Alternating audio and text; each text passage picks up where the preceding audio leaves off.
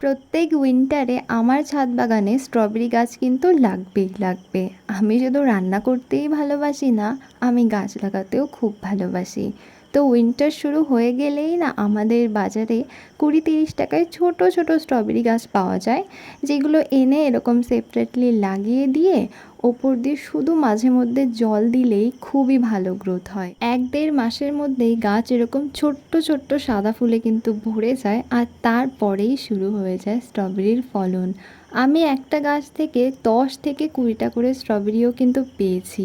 আর হ্যাঁ, কোনো রকম সার সত্যিই লাগে না, একটুখানি কেয়ার করলেই হয়ে যায়।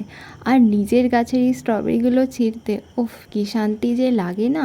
বাজার থেকে কিনে আনার থেকেও নিজের গাছের ফল খেতে কিন্তু খুবই ভালো লাগে। দেখুন কত সুন্দর দেখতে হয়েছে না স্ট্রবেরিগুলো, আর এগুলোর সাইজও কিন্তু যথেষ্ট ভালো, আর খেতেও অনেক ভালো ছিল।